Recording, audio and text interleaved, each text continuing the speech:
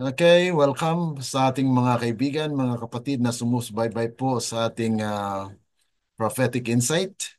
At dito po tayo sa napakalagang bahagi po ng ating pag-aaral dito po sa prophetic insight na kung saan ay ito po ay patungkol sa eschatological promises and threat to the seven churches.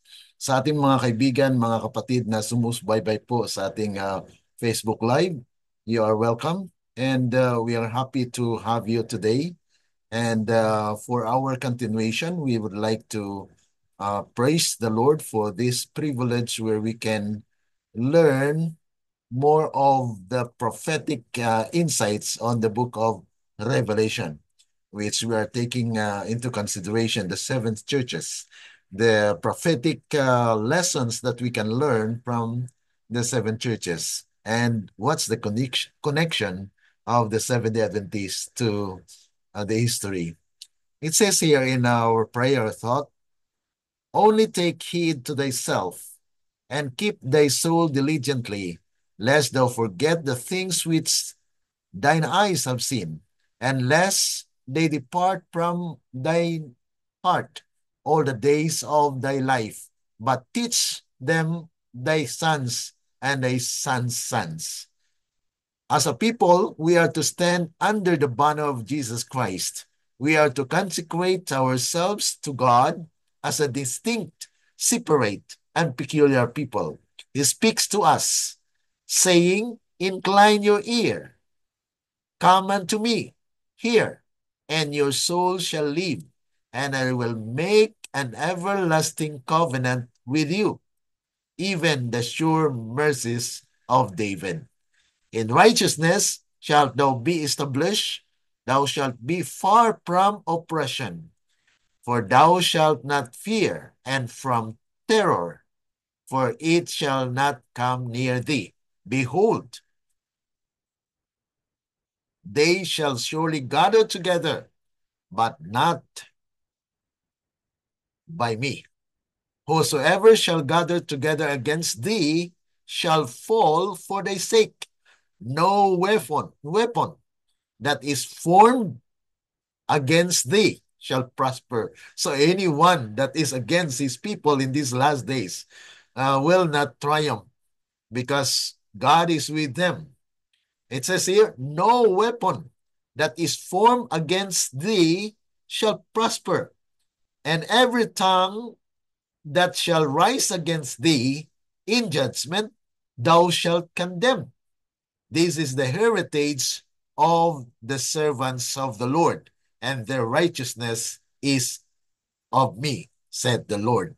So ito po ay isang kaganapan na kung saan ay ang Panginoon po talaga ang siyang gaganap po na may kapangyarihan na siya na po yung mag-reign as the King of righteousness.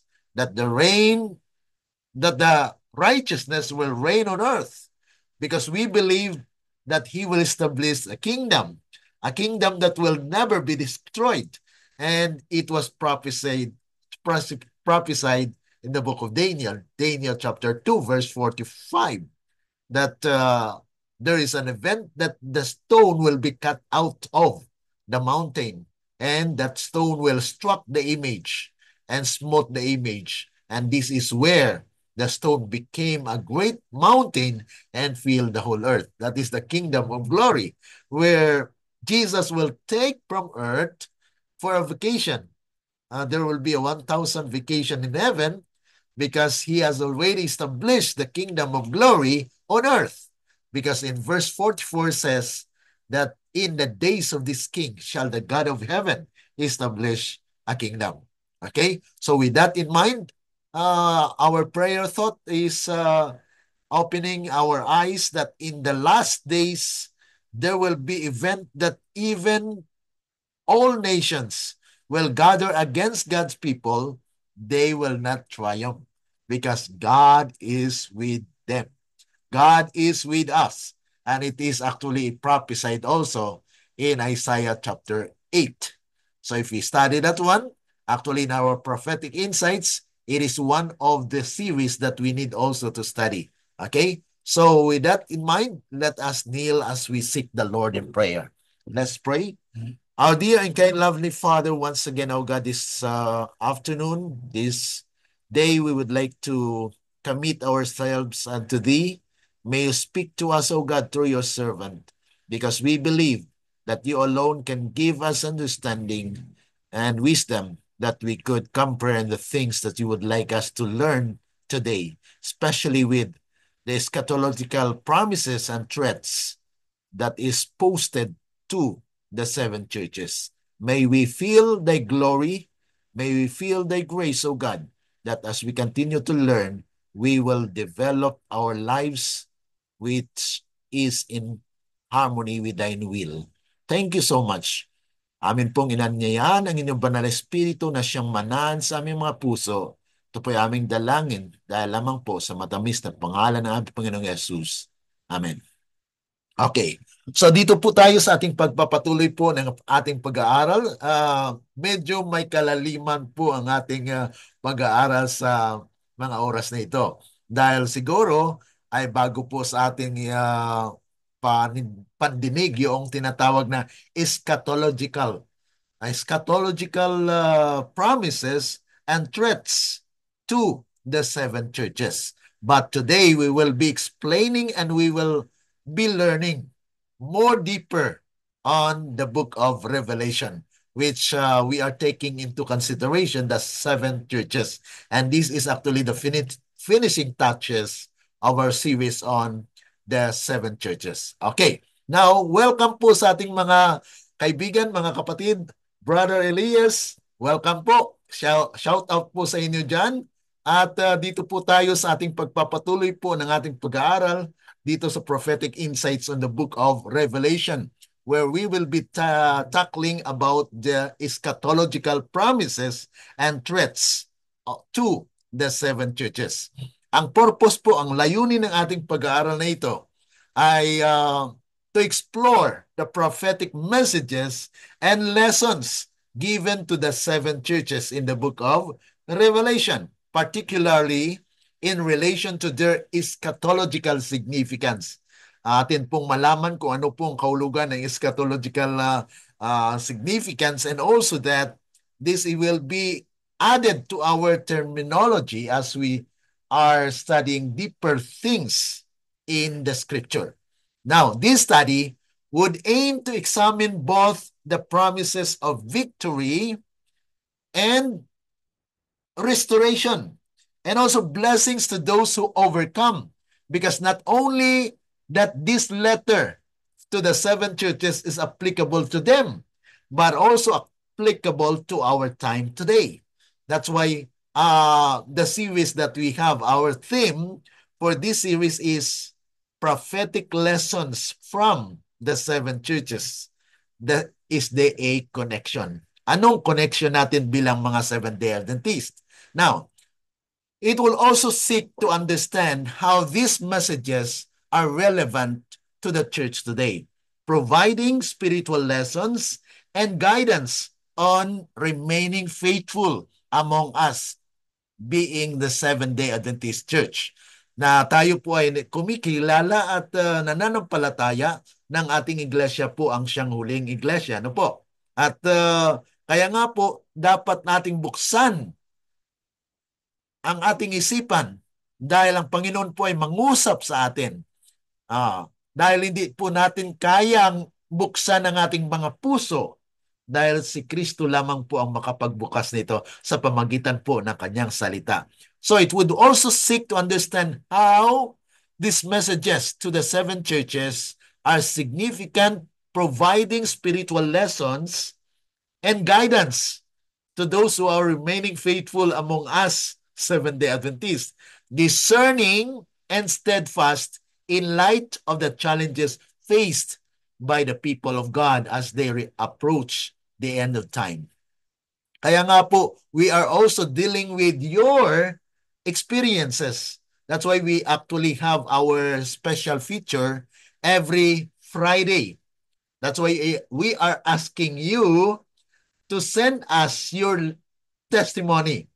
You write a letter or write your testimonies and send it to us, and we will give time to read them, not using your name. We will actually respecting your privacy.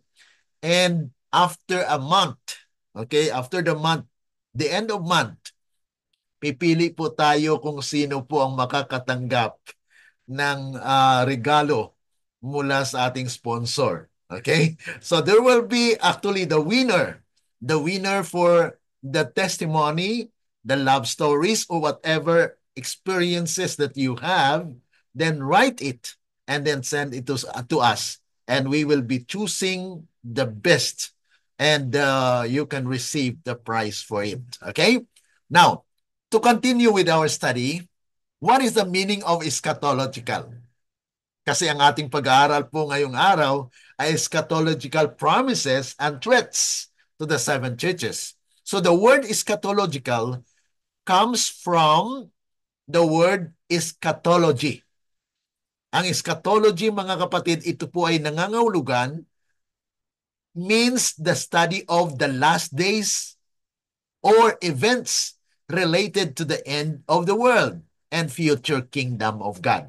So ibig sabihin, pag sinabi pong eschatological, ito po ay mga pangyayari in the future, na ito po ay mangyayari na inilatag sa kasaysayan, sa propesiya, na ito po ay in the context of the Christians. It could be refers to the second coming of Christ, the resurrection, the final judgment, the new heaven and new earth, and actually the kingdom of God that will be established in these last days. So in simple terms, when something is described as eschatological, it relates to the prophecies and doctrines about the final events in God's plan of salvation. Yan po mga kapatid yung eschatological. Ano? So atin pong na alaman na eschatological actually are events that are prophesied that will happen in the last days. Okay? So yan po yung ating pag-aaralan ngayon, no? Eschatological promises and threats. Ano po ba yung mga promise ng ating Panginoon sa kanyang iglesia in these last days? Na kung saan ay nais ng Panginoon na atin pong matungayan at maunawaan po, mga kapatid, na atin pong iniisa-isa yung seven churches. At alam niyo po, mga kapatid, ang unang church natin ng pag-aralan ay Ephesus, na dito po ay ating matagpuan at makikita ang mababasa na itong Ephesus, mga kapatid, is a part of Asia Minor, na kung saan ay we dealt with it, na pinakita po natin yung mga remains, mga ruins, mga tinatawag natin na nasira na mga establishmento sa kapanahonan po ng Ephesus, na kung saan ay all that remain is a place of name Ayasaluk. O ito po yung mga ruins na matatagpuan lamang po doon sa Asia Minor. At kuan po ito sa lugar ng Turkey, okay? At ang natiran na lamang na pangalan ng lugar na Ayasaluk, ibig sabihin nito banal na teologo or saint theologian. So ito lamang po ang natira na establishment na nandun po sa Epeso. Ngunit ito po ay kasama na po sa kasaysayan na niluma na ng panahon. Ngunit ang mensahe nito ay may kaugnayan po sa atin ngayon. Okay? At dito po may mga tradisyon na kung saan ay atin pong nakita at natunghayan po sa Epeso. Na Epeso is actually kanais-nais po sila dahil sila po yung talagang unang nakatagpo, unang magmahal sa mensahe ng ating Panginoong Yesus. Ngunit ang nangyari po sa kanila ay nawala ang unang pag-ibig. Okay, kaya nga po tinawag itong church na loveless. ano, na wala po yung tunay niyang pagmamahal. Okay? Kaya nga po ang sabi ng Panginoon, bumalik ka, alalahanin mo ang iyong unang pag-ibig. Ayan. Kaya nga po, babasahin din po natin yung mga love story ninyo at we will give biblical insights on those stories that you will bring and you will send to us. Okay? Now, ang pangalawa po dito ay Smyrna.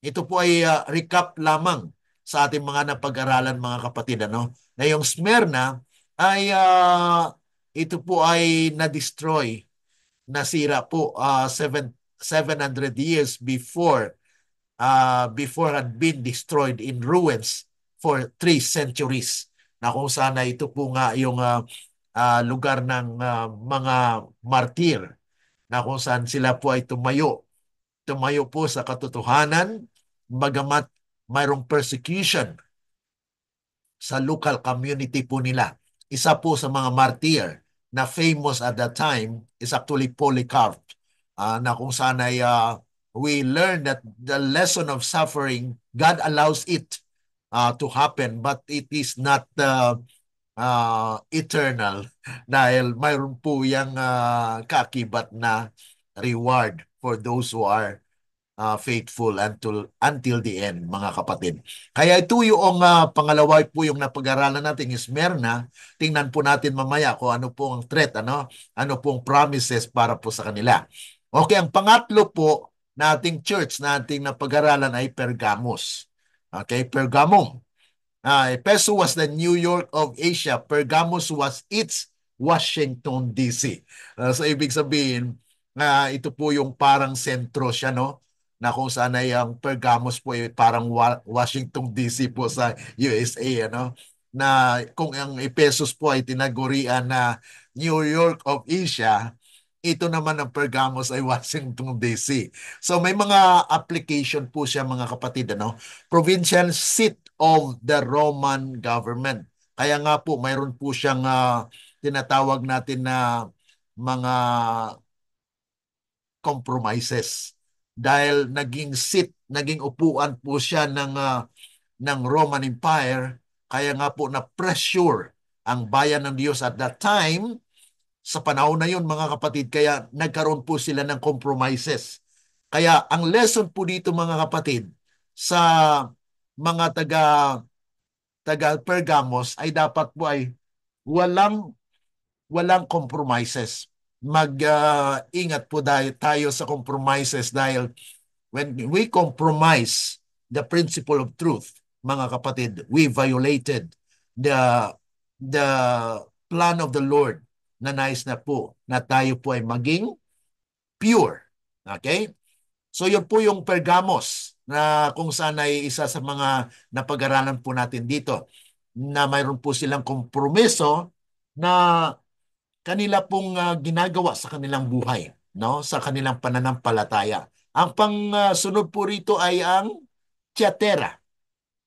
Ang Tiatira po ay ito pong pang-apat, ano? Pang-apat na iglesia na mahalagang sentro ito ng kalakalan at industriya sa kapanahunan ng Asia Minor na may mga samahan ng mga manghabi at manggagawa sa pangkulay at mga damit, ano? Kaya binanggit po sa New Testament si Lydia, no? Na siya po ay naghabi, nagtatahi at yun po ay na-convert when Apostle Paul visited that place at sila po ay naging bahagi po sa mga mananampalataya sa kapanahonan po ng Tiatira. Ngunit itong Tiatira mga kapatid ay has a problem of immorality and then idol worship dahil nandun po ang kinikilala natin na Jezebel. Ang Jezebel po ay representasyon lamang ng false system of worship na yun po mga kapatid ay kapanahunan po ito ng Dark Ages, ano, na kung saan ay it was actually started in 5 538 up to 1798. Yan po yung span of times ng existence ng Tiatira. At ang kasunod po rito mga kapatid ay yung Sardis, which actually ito po yung Sardes ay the old capital of Lydian Kingdom. It was actually first appeared in the 7th century. So yan po ay kaya nga po yung Sardis at saka Thyatira ay magkaroon po siya ng overlapping. Okay? Ang Thyatira po ay mula 538, okay? 538 AD up to 1798 AD. Itong Sardis namang mga kapatid, nag-umpisa po siya ng 1517. Okay? Yun po yung pag-alsa ng mga reformador. Dahil ito po yung Sardis ay mayroon pang natira po na kasigasigan. That is during the tinatawag nating Reformation. Kaya nga po yung pag-alsa against the papacy. Kasi ang papacy po ay nangyari po yan 538 hanggang 1798. Kaya 1798 in the history of our church or the history of the Christian church, 1798 was the time where General Beltier imprisoned the Pope. Kaya nga po 1798 po yun. So yun po yung pagtapos ng kapangyarihan ng Papa na ayon po sa Revelation chapter 13 ay nasugatan yung isang ulo doon sa leopard-like beast. Ang leopard-like beast, mga kapatid, may 7 heads. Ang isang ulo doon ay nagre-representa po siya sa isang reliyosong sistema. At yun po yung papacy. So, kaya nga po, doon sa Revelation chapter 13, pinapakita po yun. Ano? Na it was the time where the papacy had been wounded. It started when Martin Luther I preached against the salvation by works. Kasi noon, mga kapatid, ay mayroon pong silang doktrina na sinasabing indulhensya. Ang indulhensya, mga kapatid, ay kung magkasala ka, ay manalangin ka ng 50 times, luluhod ka ng ganito, babayaran mo ito. Yan po yung tinatawag indulhensya, na mabayaran mo ang iyong kasalanan para umangat ka. Kaya mayroon po silang tinatawag na limbo. Pag namatay po yung tao, manalangin ka lang, panalangin mo siya para umangat naman siya sa purgatorio. Yan po yung mga bahagi ng pagtuturo sa papacy. Ano? So 1798, yan po yung katapusan ng yung Thyatira. At ganun din po yung Sardis. Sardis was 1517 up to 1798. Yan po yung kabagi po dito sa ating pag-aaral. Na kung saan ay church had good reputation yung sa Sardis. Bakit po? Dahil mayroon na pong reformatory movement na nangyayari po. Dahil yung Thyatira, doon po yung seat of the Roman Empire o yung tinatawag nating papacy. Yan po ay pinapakita din po sa Daniel chapter 7 na pag-aaral po natin that there is a little horn na lumitaw at kanyang na-pluck out yung 3 horn. Kaya yung 10 kingdoms of Europe had been actually, the 3 kingdoms had been plucked out at lumitaw po yung little horn na yun po ay yung papacy. Okay? Yung 3 horn na yun, Heruli, Vandals at saka Ostrogoths. At yun po ay nawala sa kasaysayan. That's why the 10 kingdoms of Europe was not considered 10 when the little horn arise. Kaya wala na pong 10 kingdoms of Europe. Dahil yung 3 ay nabunot na po yun, nawala siya sa kasaysayan. Okay? So, itong pong ating pag-aaralan, kung mayroon na po tayong prophetic insights on the book of Daniel, then we will study that more. But we are dealing with the book of Revelation. Kaya dito po sa Sardis, mayroong integrated historical background that we can just take into consideration. Na during the Dark Ages, mga kapatid, ay tinatapakan yung katotohanan. Ngunit binalik po ito sa panahon ni Martin Luther. Okay? At sa mga reformists. Now, Ang Philadelphia, yung Philadelphia mga kapatid, started in 1798 up to 1844. Okay, yan po yung kapanahonan po ng Philadelphia na kung saan ay ito po ay 40 kilometers from Sardis. So, kung inyo pong balikan ang ating napag-aralan, mayroon po tayong mapa na kung saan itong 7 churches na ito was located in Asia Minor, in Turkey in the present time. At ito po yung mga churches na ito, yung tatlo, yung Efeso, Smyrna, Pergamos, ay yan po ay along the coastal area. Ngunit itong Thyatira, yung Sardis, yung Philadelphia at saka Laodicea are on the east side of that location. Okay? Sa Asia Minor.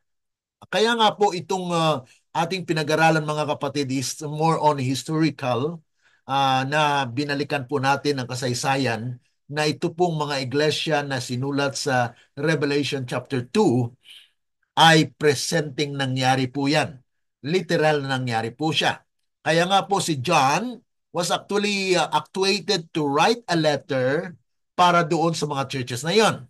Ngunit yung mga letters na yon ay mayroon po siyang aplikasyon sa ating kapanahonan ngayon. Dahil ang Biblia po ay sinulat para sa ating instruction. Na ito po ay instruction para sa atin na magkaroon po tayo ng katwiran ni Kristo. Dahil si Kristo po ang sumulat niyon. Yung nagbigay ng mensahe niyan para sa 7 churches. At it has an universal application mga kapatid. Okay. And then the last yesterday we study about Laodicea. No? Atin pong napag-aralan kahapon yung Laodicean. And we know that Laodicean actually came from the 2 Greek word. Galing po siya sa dalawang Grigong salita. Una is Laos. Laos means people. And Dicea means judgment. So therefore, Laodicea means is the people to be judged or the people that has a message of judgment. Okay, yan pong ibig sabihin ng Laodicea. Kaya ang last church in the history of the true Church of God is actually the Seventh-day Adventist. Bakit po? Because we have the message of judgment. Mayroon po tayong tinatawag na 3 angels message. Yung 3 angels message mga kapatid ay nasulat po yan sa Revelation chapter 14. Kaya nga po pag-aralan din po natin yan sa ating serye. Kaya dito po sa Laodicean ay nakita po ang kanyang kalagayan na siya po ay lukewarm. Yung lukewarm is malahininga. Hindi po siya mainit, hindi rin po siya malamig. Kaya nasa kalagitnaan po siya. Ang nais ng Panginoon, mainit ka o malamig. So pwedeng mainit, pwedeng malamig. Dahil ang ang init at saka malamig, yan po ay kalagayan. Na kung mainit ang panahon, ano pong kailangan? Di po ba, pag mainit ang panahon, kailangan mo ng electric fan, so nangangailangan ka. Ganon din po naman sa malamig. Kung napakalamig mga kapatid, ay nangangailangan ka rin to warm you up. So yun po ang nais ng Panginoon, na tayo po ay magkaroon ng pangangailangan. Dahil kung ikaw po ay nag-akala, ligtas na ako, kampante ka na sa iyong kalagayan kapatid. Pero kung ikaw po ay kumikilala na ikaw ay kulang, ang Diyos po ang magpupuno niyan. Okay? So, ang taong nangangailangan, ang yan po ang binibigyan ng Panginoon. Ngunit kung tayo po ay hindi na nangangailangan, paano ka bibigyan? Di po ba? So, yan po yung mga prinsipyo po dito sa banal na kasulatan. Okay. Now, atin din po na-consider kung ano po ang mga pangalan, ano po ang kahulugan ng mga pangalan ng mga iglesyang ito. Una, ang Epeso po, sa kanyang original na salita, ang kahulugan po nito ay desirable. Kaakit-akit. At loveless po siya. Bakit? Nawalan po ang una niyang pag-ibig. Yan po ang problema sa kanya. Nagkaroon po siya ng problema dahil nawala ang kanyang pag-ibig dahil ang Ephesus po ay isang naging sentro ng kalakalan. Malapit po siya sa dagat or sa coastal area. Kaya nga po, yung pumasok po yung tinatawag natin na negosyo commercialism. Kaya nga po, nawala ang kanyang pag-ibig. Yan po yung problema, no? Na pag mawala na po yung unang kasigasikan natin, mawala na po yung unang pag-ibig natin sa Panginoon, ay lalayo tayo, ano? Kaya nga po, mayroon po yung promises at saka threat sa atin. Okay? So yan po yung ibig sabihin ng Epeso. Kaakit-akit, loveless. Kaya ang sinabi sa kanya, balikan mo.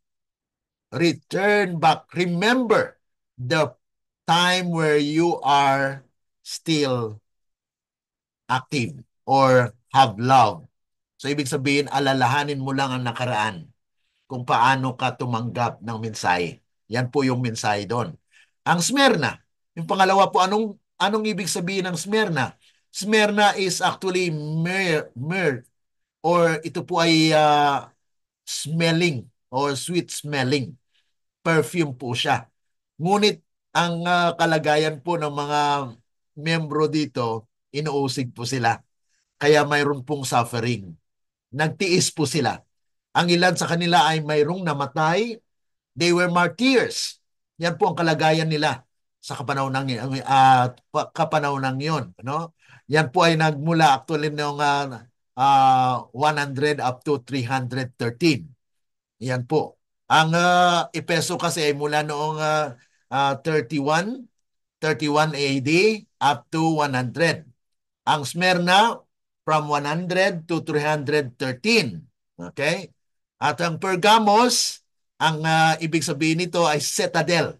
Citadel po ay compromising po siya. Wala siyang nagko-compromise siya. So yan po yung mga lesson na atin pong ma-learn po dito, no? Na kung saan ay Pergamos ay nagkaroon po ng compromises dahil po sa hamon ng buhay na itong Pergamos ay actually malapit din po siya sa coastal area. Kaya nandyan po yung commercialism at ang mga tao ay nandun po yung maraming mga tao ang pumupunta at kaya nga po nagkaroon ng compromises dahil sa negosyo, dahil sa kanilang mga kalagayan. Ito po ang nagatid sa kanila na sila ay nagkaroon ng compromise sa katotohanan. Ang pang-apat po ay Thyatira, burning incense, which meaning has double standard. May double standard po siya kasi nandito yung tinatawag natin is Jezebel. The full system of worship. Yan po ay during ng papasi. During po yan ng papasi, 538. Okay. And then, ang sunod po niyan ay Sardis. Ibig sabihin, remaining. Mayroon po siyang natira na buhay. Na was nearly dead. Malapit na siyang mamatay. Kaya nga po sabi, magpatuloy ka lang. Okay? Gamitin mo kung ano ang nandyan. Yan po yung lesson sa Sardis. And then Philadelphia, the sixth church, brotherly love. Na dito po ay makita natin na mayroon pong pagmamahal. Brotherly love. Sila po ay endured patiently bagamat nagkaroon po ng disappointment at the time. And then the seventh is Laodicea. People judge or old castle or tinatawag na lukewarm church. Tasteless. Walang lasa. Kaya kung walang lasa mga kapatid, iluluwa ka. Okay? Kaya nga po sa atin mga kapatid, dapat po we need to consider our lives. Are we tasteless? Wala na po bang tayong lasa? Kung wala na pong lasa, itatapo na po yan. Maging asin ka na. Wala po yan. Walang bisa po. Okay. Now, ano po ang description naman ni Kristo? Dito po sa 7 churches na ito. controls destiny and is present o transcendent yet immanent. Yan po yung pagpakilala ni Kristo dito sa Epeso, na kung saan ay pinakilala niya po ang kanyang sarili na siya po yung nagkaroon ng buhay. Siya po nagkukontrol ng kapalaran at laging naroroon.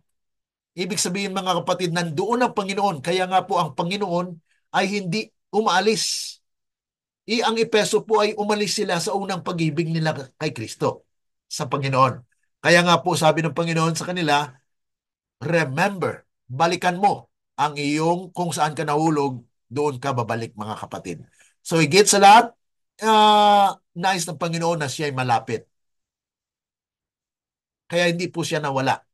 Pero ang kanyang bayan ay nawala dahil sa ang kanilang pag-ibig ay lumisan. Okay? And then, yung pangalawa po, sa mga Smyrna naman, bagamat nagkaroon po yung hamon ng buhay, si Kristo naman ay nagpakilala na siya po yung buhay na isa na may kapangyarihan sa panahon at kamatayan. Kaya nga po may assurance ang taga-Smyrna na bagamat sila'y mamatay, mayroon po silang pag-asa ng buhay na walang hanggan. Kaya nga po itong mga iglesyang ito ay mayroon po siyang sariling assurance from Jesus Christ. Ang una, Epeso, ang Panginoon po ang nagkokontrol ng destiny. At siya po yung nananatili. Nang sabi niya sa mga taga-Epeso, bumalik lang kayo sa unang pag-ibig ninyo. Kung nawala ng iyong pag-ibig, ay balikan nyo. Yan po yung sabi sa Epeso. Sa Smyrna, ang hamon po sa kanila, mayroon pong nag-uusig sa kanila. At hanggat kamatayan, pinapatay sila. Pero ang assurance nila, sabi sa sulat, para sa kanila, I am the living one. Ako ay buhay ng Diyos. At kahit kayo'y mamatay, may buhay kayo na walang hanggan. Yan po yung assurance sa Smyrna. Ngayon, ang Pergamos naman mga kapatid, ay mayroon pong tinatawag natin na may hamon sa buhay. Kasi nagkaroon po ng compromising. Ang sabi ng Panginoon, I will judge you.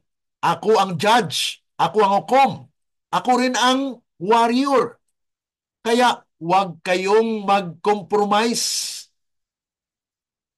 Kaya nga po sa atin din, ay ito rin po ang mensahe para sa atin. Don't compromise. Tayo sa palatuntunan ng Panginoon. Pag-araw ng Sabat, ay huwag po hamon kasi dito sa Thailand mga kapatid ay noong pandemic especially, ay mayroon pong tinatawag natin na kailangan mabalikan mo ang mga oras at mga araw na walang pasok. Kaya nagkaroon po ng Sabbath school, yung pagtuturo sa araw ng Sabat. So ang ibang mga Seventh-day Adventist ay nagturo. Pero sa amin mga kapatid at that time ay talagang wala po, no? Even there is a threat na mawalan ka ng trabaho, ay patuloy mga kapatid na ipakilala mo, tumayo ka lang dahil Christ is the judge. Siya po yung warrior. Siya po yung magkikipaglaban. Yan po ang mensahe sa mga Pergamum Church. Ang Thyatira naman mga kapatid, ay sa kapanahonang yun, yung seat of the papacy ay nandun. Kaya malaking hamon para sa kanila. Kaya nga sa kanila mga kapatid, double standard. Double standard po yung Thyatira. Pero ang sabi ng Panginoong Yesus sa kanila, I am the Son of God. I am the awesome one. Kahit lilitaw pa yung papacy during that time, ang nananatili. Kaya mayroon po mga tao na nag-preserve ng katotohanan, yung Waldenses, Waldensians. Yun po yung mga talagang tumayo sa katotohanan. Bagamat mayroon pong dark ages, yung persecution, pinipersecute po sila, tumayo po sila sa katotohanan. may kukunting bagay na natira sa kanila. Yan po yung kapanahunan ah, ng Thyatira, no? At yung Sardis, ito po yung sunod, yung panglima. All-encompassing one. Pinakilala ng Panginoon, I am the encompassing one. Walang makaigit sa akin. Kaya nga, during the Reformation days, ay tumayo po yung mga Protestant o protester. Kaya mayroon pong tinatawag na Star of the Reformation, si John Wycliffe. At iba pa pong mga reformers during that time. Yan po ay kapanahonan ng Sardis. Ano? At pagkatapos ng Sardis, ito naman yan po yung pagpakilala ni Kristo sa mga taga-Sardis. I am the all-encompassing one. Walang makaigit sa akin because I feel the heavens and I feel the earth. Yan po yung pagpakilala ni Kristo sa mga taga-Sardis. Pagdating po ng Philadelphia, that was actually the time where 1798 up to 1844, determiner of all things. Yan po yung pagpakilala ni Kristo. I am holy, I am true, and I have the key of David. Bakit key of David? Dahil doon po nagumpisa na those pioneers among the Millerites, some of them became what? Became the pioneers of the Seventh-day Adventists. Kaya nga po may key of David. Dahil dito po manggagaling yung lahi ni David sa prophecy. Basahin niyo po mga kapatid, yung Revelation chapter 3. Patungkol po ito sa Philadelphia. Na sila po ay sinabihan ni Kristo, I am holy, I am true, and I have the key of David. That those who will stand after the disappointment, they will be the citadel or they will be the what? Sila po yung mga pillars. Sila po yung mga pillars. Kaya nga po yung 13 na natira, di po ba? Mayroon pong 30 after the disappointment ay sila po nag-aral, nanalangin. And one of them was Ellen G. White, naging pillar of the Seventh-day Adventists.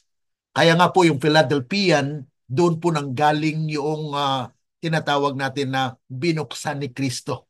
He has the key of David that will open to those people that will become the pioneers of the Seventh-day Adventists.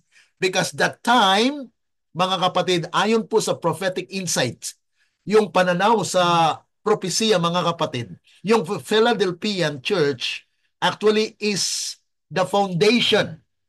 Bakit po foundation of the Seventh-day Adventists? Dahil doon po siya nanggaling. Okay? At kung atin po yung integrate sa Matthew 20, ito po yung tinatawag na mayroon pong conjoint call, the 6th and 9th hour. Yan po yung Millerites movement. Pagkatapos po ng disappointment, nabasa po nila yung chapter 10 ng Revelation chapter 10 verse 11, and they found out that the little book that they eat, it was sweet to their tongue, to their mouth. But when it reaches to the tummy, it becomes bitter. And that is actually the great disappointment. At sinabi po ng Panginoon sa kanila, prophesy again. That's why the Seventh-day Adventist was established. Okay? So, doon po nanggaling sa Philadelphian Church at naging Laodicean Church noong 1844 up to now. Our church is Laodicean because Jesus Christ introduced himself there as the creator. He was the creator, the witness, and he was the Amen. Ang Amen, mga kapatid, is actually a word of authority. Na you are acknowledging that you don't have the authority. You are just saying to the Lord, Amen. So be it. Let it be. Na kung ano po ang ating pinanalangin, we say amen to that because it is God that is worthy to, to do what He wants to do. Okay? So yan po mga kapatid yung isa sa mga insights na makita po natin dito sa Revelation, especially dito sa kasaysayan ng mga iglesia. Okay? So the description of Christ for the Laodicean is, He was the creator, He was the witness, He was the Amen, the faithful one that will actually deliver His people. Okay? Now, punta po tayo dito sa mga promises. Ito na po yung eschatological promises of the Lord to the seven churches. Na mayroon pong mga promise ang Panginoon sa kanila. Una po, para po sa mga taga-Efeso. At itong mga taga-Efeso, mga kapatid, ay mayroong mga taong katulad nito sa ating kalagayan ngayon. Sa ating iglesia, na iniwan ang kanilang unang pag-ibig. Ilan sa atin siguro mga kapatid ay ganun din, ano? Naiwan natin ang unang pag-ibig natin sa Panginoon. Na nanghina po tayo. Nawala po tayo. Kaya ang Panginoon ay tatawag sa atin, alalahanin mo ang aking sulat sa mga taga-Efeso. Dahil ito ay applicable sa iyo. Return to paradise. Eat of the tree of life, immortality.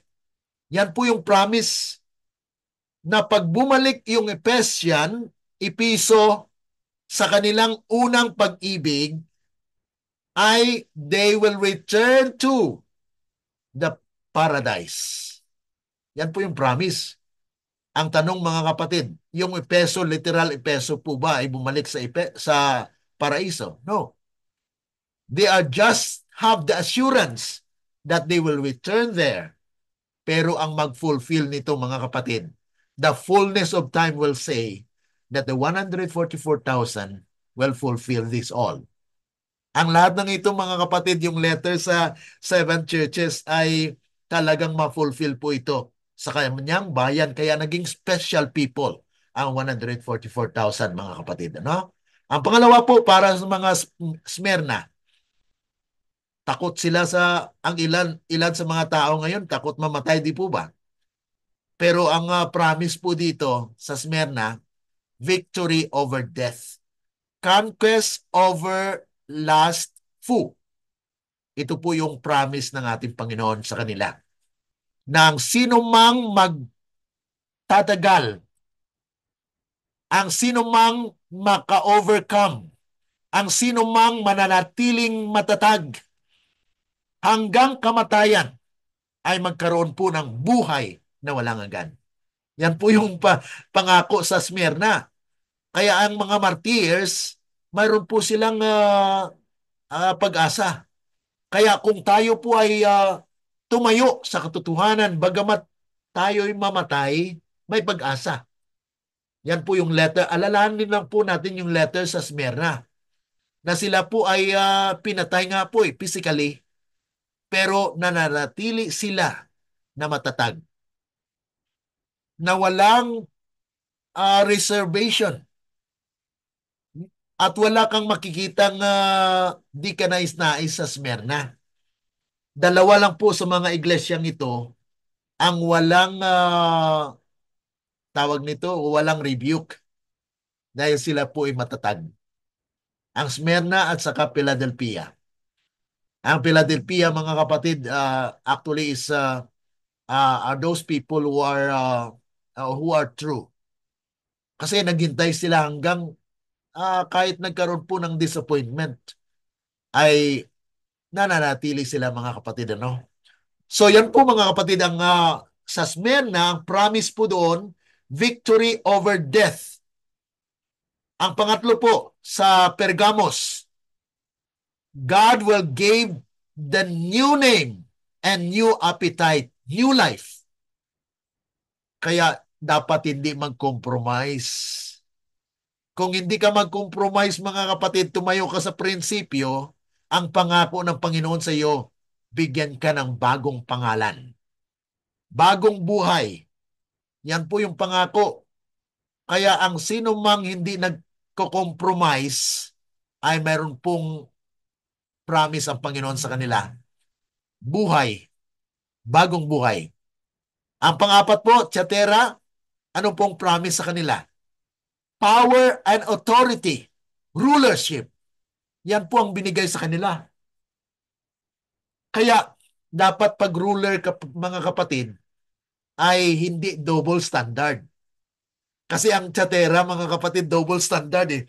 Ito dapat, ito okay lang, ito okay rin. Oh. So double standard. Bagamat nandyan po yung katotohanan, they know that they are in truth, but yet may another. So yan po yung double standard na pwede lang. Parang lumala ba? Doon sa Pergamum, ang Pergamum po na Pergamos ay nagkaroon po sila ng compromises.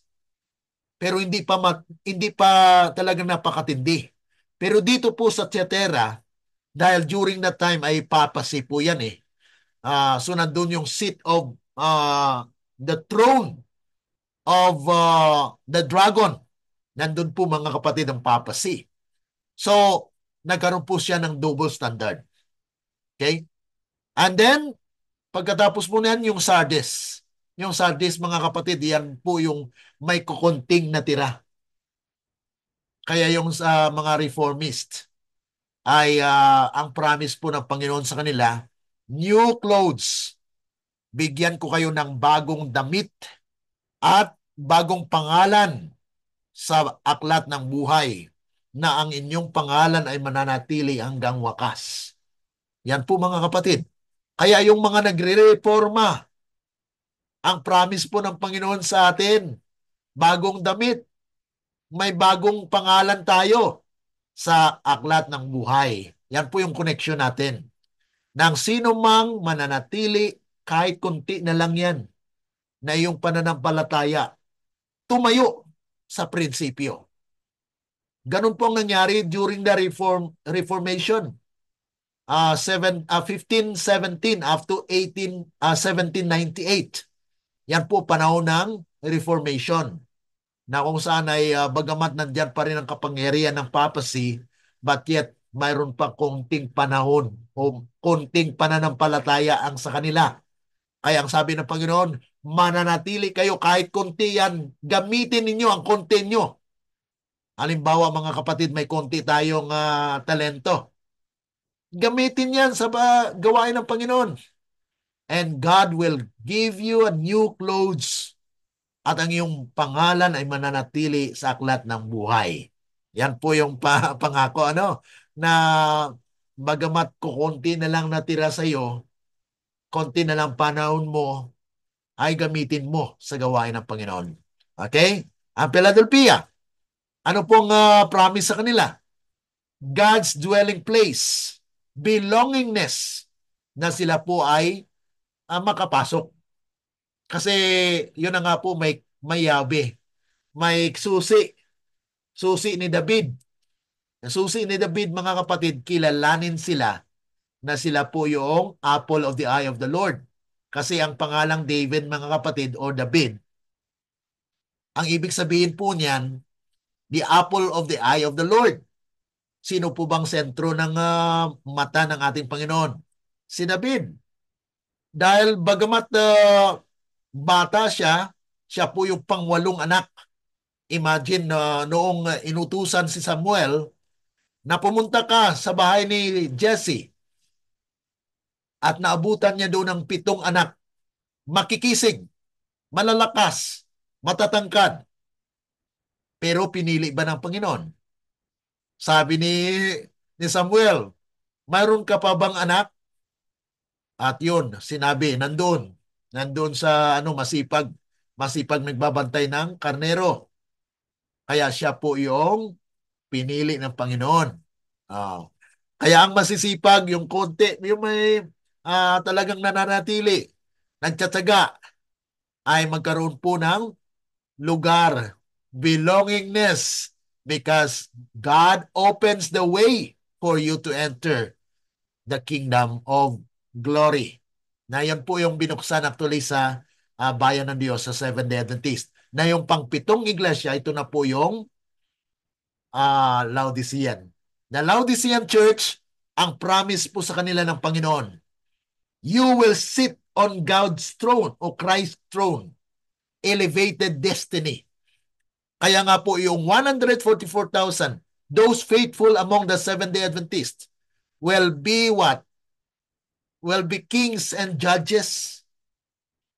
Sila po yung hahatol doon sa 1,000 years vacation. There will be a judgment for the wicked. Okay?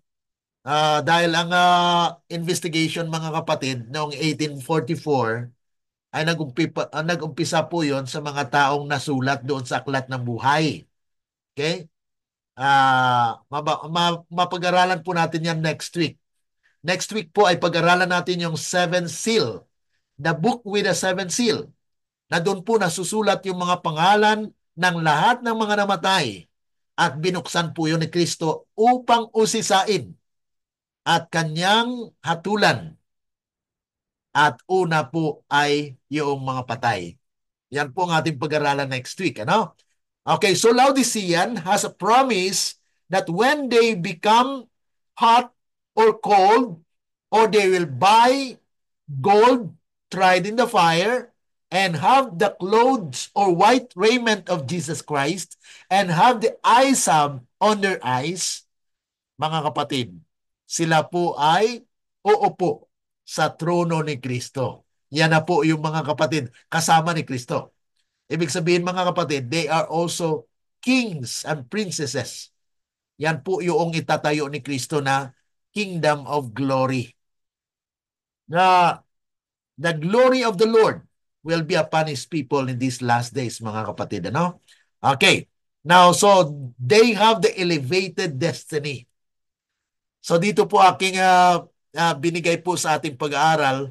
Kung kayo po ay dito sa ating platform sa Zoom, makikita nyo po yung PowerPoint, ano, na ang ibang pananaw po dito sa seven churches ay tinawag po itong sequential view.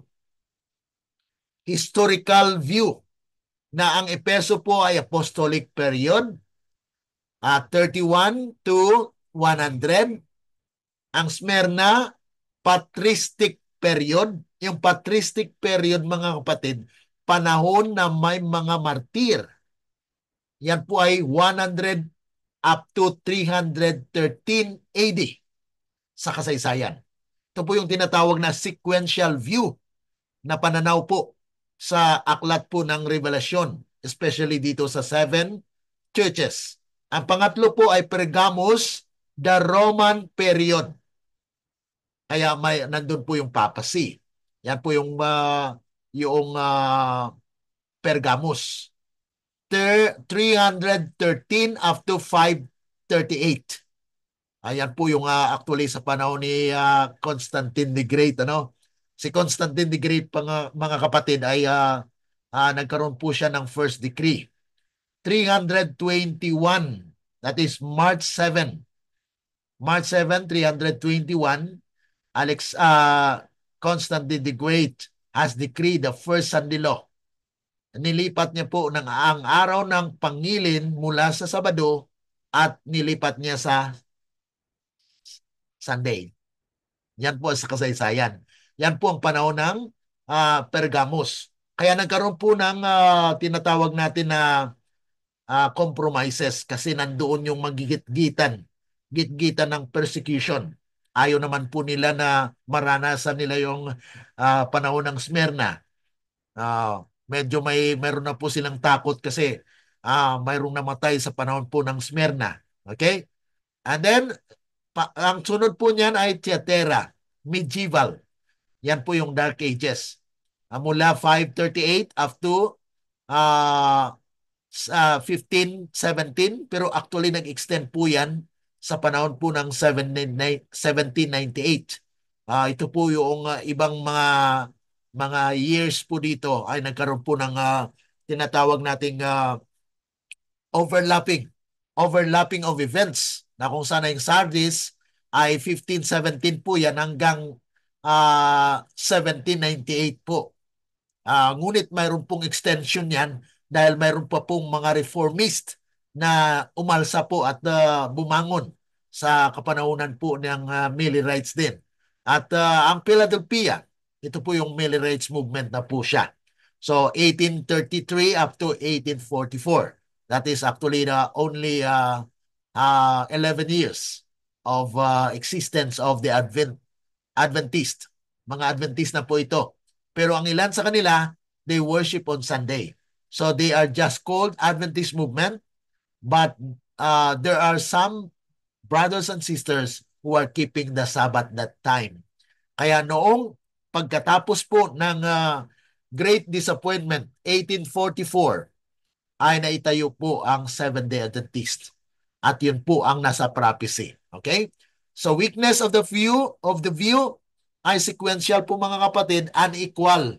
Hindi po siya equal division of time sa kasaysayan po ng mga iglesia.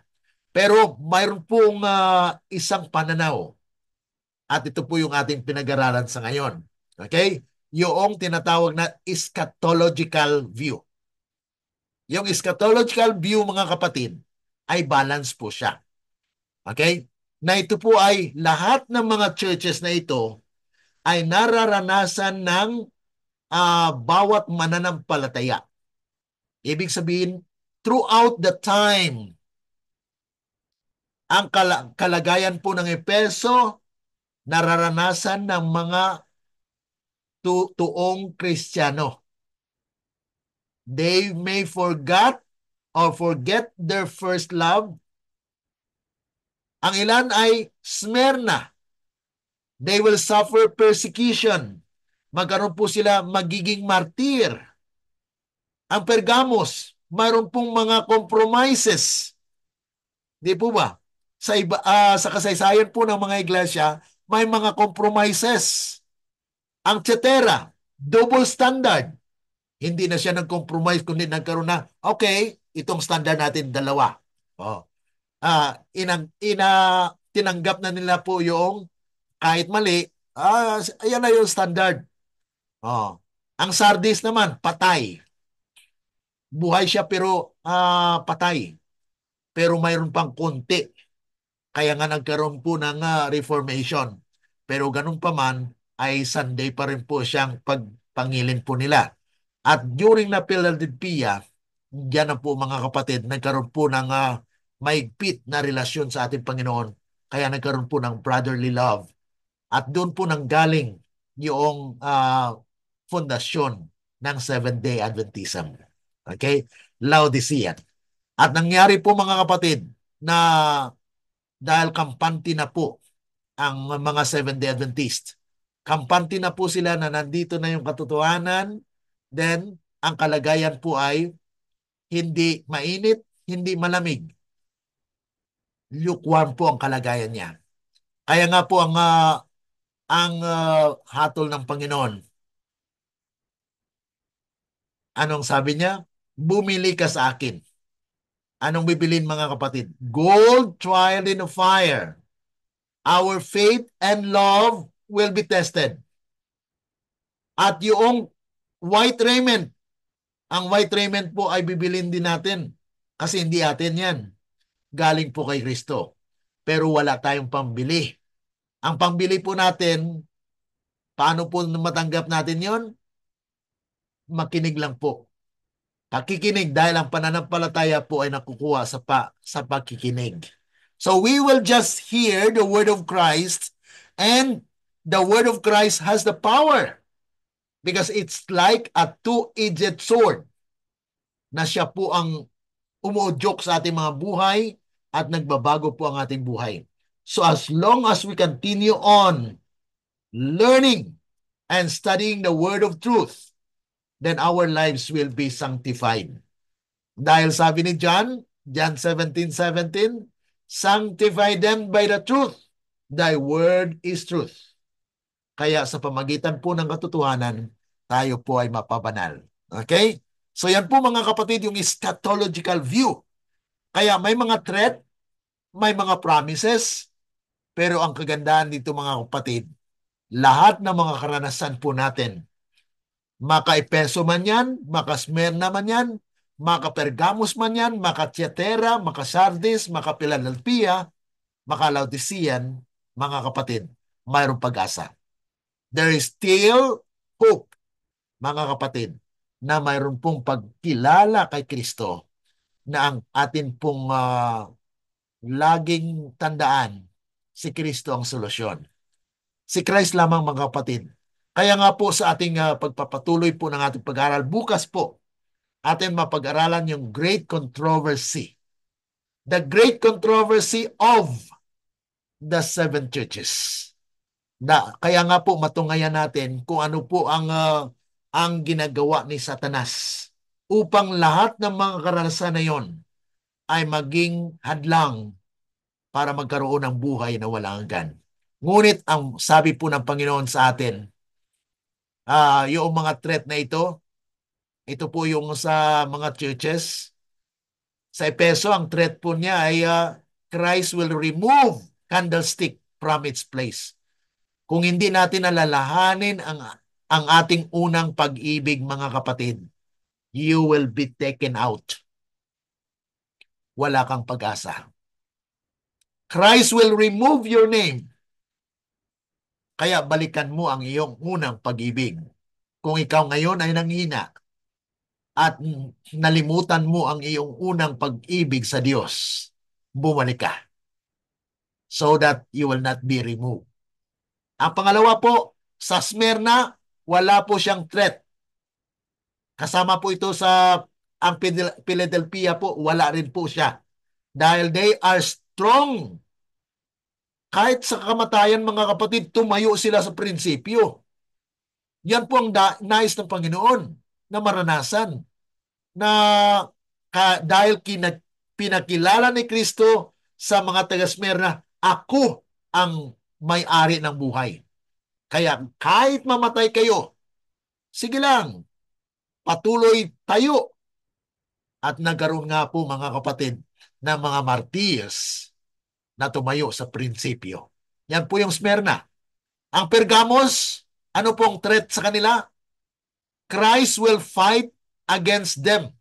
Ibig sabihin mga kapatid, yung mga nagko-compromise, pag hindi siya magkompromiso, ang Panginoon po ay lalaban. Siya po ang magbigay ng kapangyarihan para magdagumpay. Kaya kung mayroon kang hamon sa buhay, kapatid, kaya nga po atin pong tungayan din ang inyong mga testimony, ano? Kaya sa Friday, mga kapatid, may unang letter tayo babasahin. At matungayan po ninyo, inyo po mapakinggan kung ano po ang karanasan ng ating kapatid na nagsulat po, na kung sana'y bigyanin po natin ng saysay at bigyan po natin biblical insights, mga prinsipyo, bakit nangyayari po ito sa ating mga buhay. Okay? And then, Tiatira, ang hamon po dito o yung threat dito ay Christ will repay according to their deeds. So, bagamat mayroon pong double standard, pagtayo ka po sa prinsipyo, na yun po yung hamon na tumayo ka lang sa prinsipyo. Christ will repay back whatever you have na sinasacrifice natin. Okay, ang Sardis, Christ will come unlike a thief. Kasi may kunti ka na lang natira, no? Sa kunting bagay na yon, sabi ng Panginoon, gamitin mo lang. Kung hindi mo gamitin yan, I will come to you as a thief. Ano pong ibig sabihin ng come like a thief? Ang sabi po ng ibang mga mananampalataya at mga Adventista, ang sabi po nila na come as a thief, second coming po. Pero mga kapatid, dapat i-consider natin na coming as a thief, you don't know. Di po ba? Ang magnanakaw, malalaman mo lamang na nagnakaw na noong umaga na. No? na nawala yung bagay mo na ninakaw. So, ibig sabihin, you don't know. Biglaan, sudden, maari na ang buhay mo ay titigil. Hindi mo alam. Yeah, coming as a thief. At maari din na ang katotohanan dumating sa iyo, ni-reject mo. Come as a thief. Hindi mo alam na yung ni-reject mo pala, yun ay yung Panginoon. Dahil sabi niya po, John 14, verse 6, ano po sabi ni Kristo? I am the way, the truth, and the life. Pag ang katotohanan, mga kapatid, ay naipresenta sa iyo at tinanggihan mo, di mo alam na si Kristo pala yon, nangusap sa iyo. Siya ang nagbigay sa iyo ng mensahe pero nireject mo. He comes to you as a thief. Kasi alam natin, mga kapatid, ang second coming is a visible one. Revelation chapter 1 verse 7, ano po ang sabi? All eyes shall see Him. Ibig sabihin, ang second coming, mga kapatid, audible, visible. Dahil may trumpeta pa mga tutunog. Darating ang hari ng mga hari. So, mga kapatid, yung Christ come as a thief is not the second coming. It is the coming in judgment or coming when the person dies. Kaya nga po, kung ang katotohanan dumating sa iyo, yan po ang hukom sa iyo. Ibig sabihin, pag nireject mo siya, your probation is closed. Sinirado mo ang iyong kaligtasan. Kaya once the truth comes to you, pray to the Lord. Lord, is it the truth? Ayaw ko pong tanggihan ang katotohanan. Pag narinig natin ang katotohanan, kapatid, hilingin sa Panginoon, Panginoon, ito po ba ang katotohanan? Tulungan niyo po ako. Ayaw ko pong maligaw. Huwag lang kayo makinig na, hindi totoo yan. Pag-aralan niyo personal. Alamin niyo, test all spirit, mga kapatid. Dahil personal po ang ating kaligtasan. Ano po? And then, Philadelphian, none, no threat, wala po siyang threat. Laodicean, Christ will vomit them out. He will rebuke and discipline. Yan po yung disiplina sa mga Laodicean na sila po ay luluwal. Ang iluluwal po, mga kapatid, yung mga kampante na.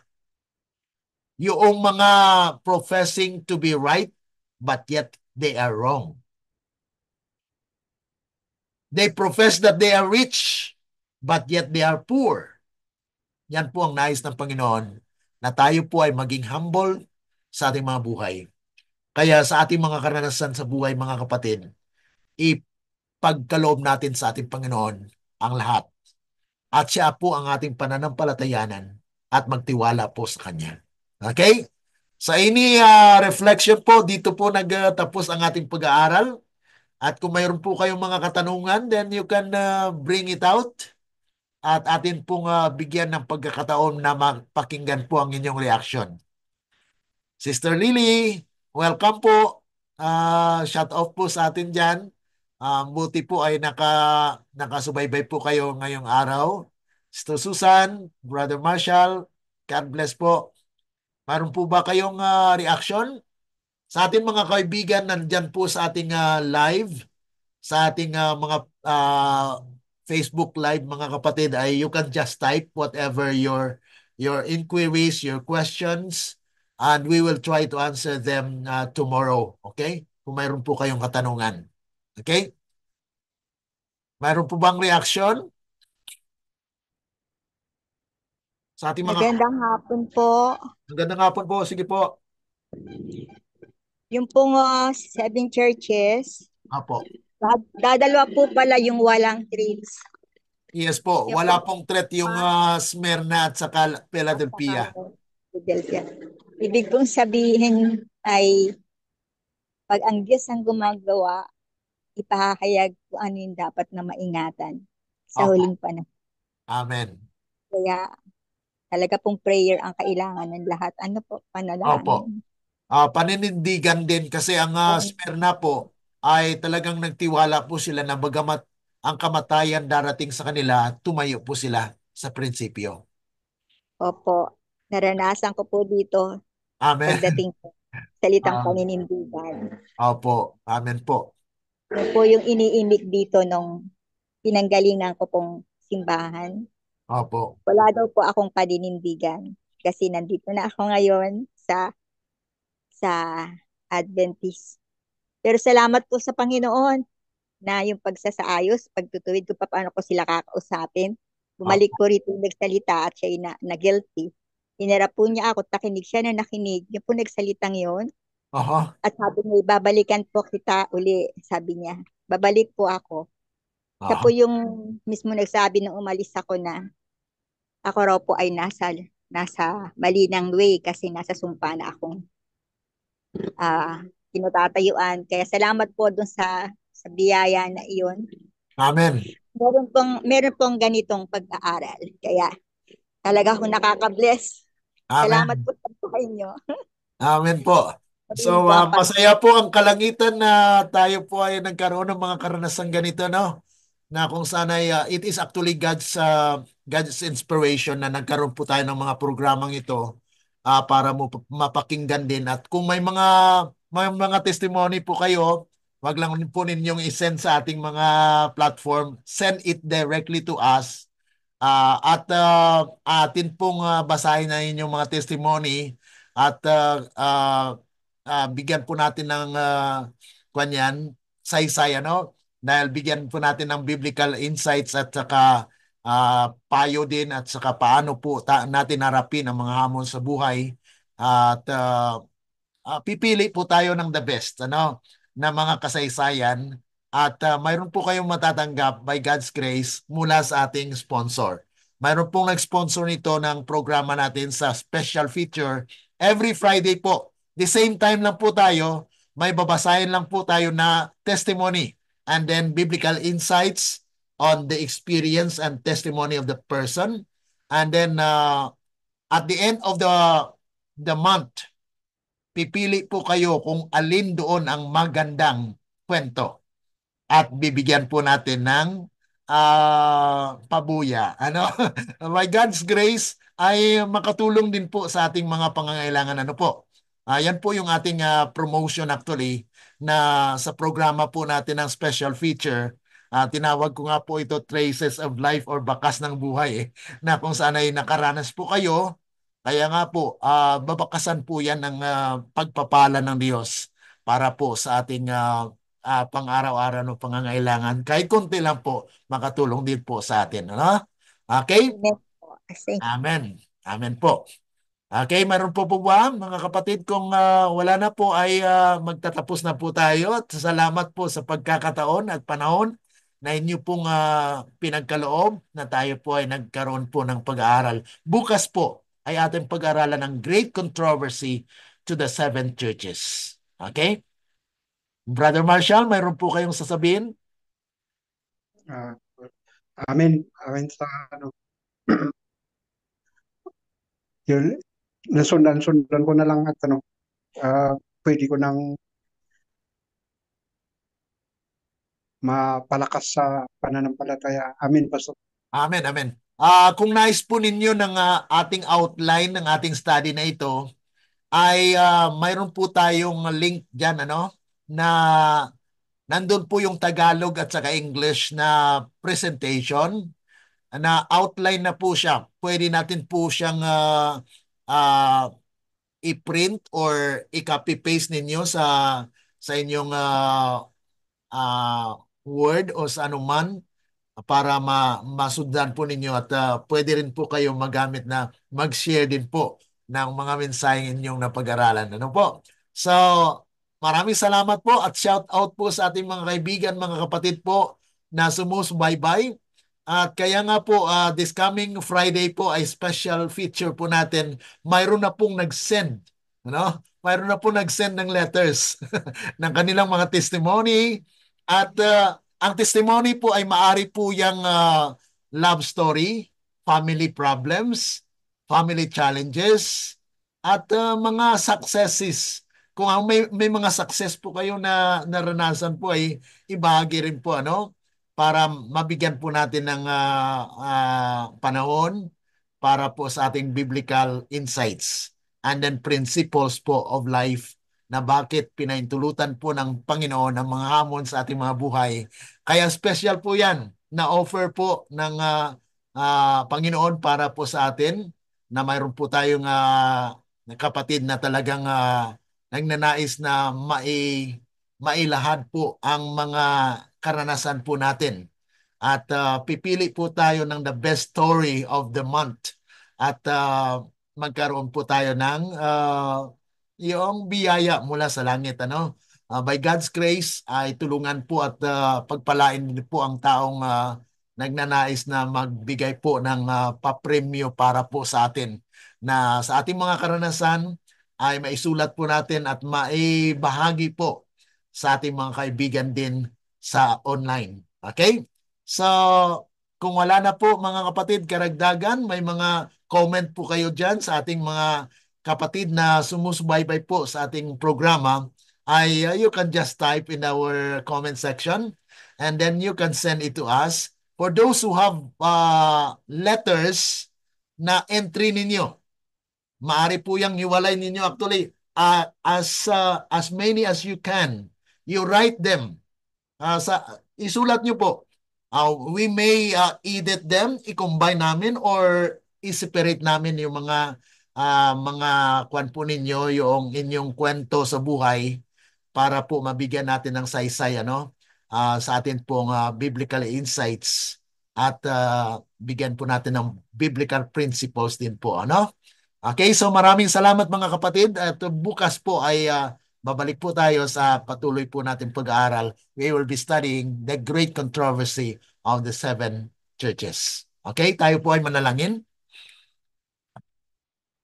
Dakila at mabagin po naming Ama na nasa langit ka, kami po ay muling nagpapasalamat po sa biyaya at panahon na inyong pinagkaloob sa bawat isa sa amin, na nakapakinig po kami ng mga mensahe mula po rito sa aming napag-aralan, the promises and threats that you have, na makalearn din po kami ng lesson para kami po ay maging dalisay na mananampalataya in these last days.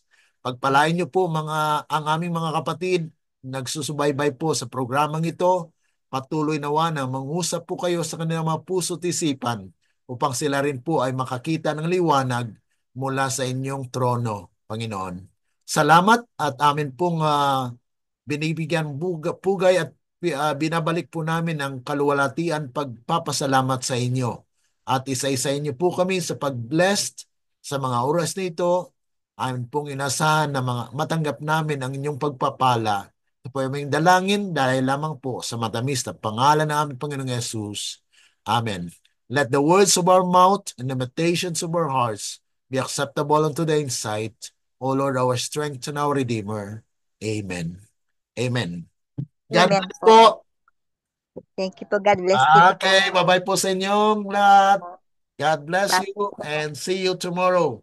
And don't forget to send your letters, your testimony, and others para po mabigyan natin ng panahon din po sa ating programa.